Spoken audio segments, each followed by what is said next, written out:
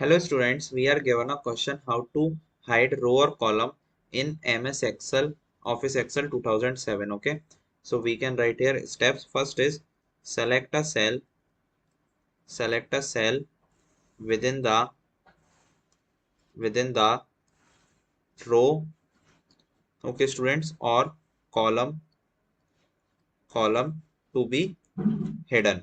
Okay, to be hidden. Second step is like on the home command tab, on the home command tab. Okay, in the cells group, in the cells group, click click format. Then last is like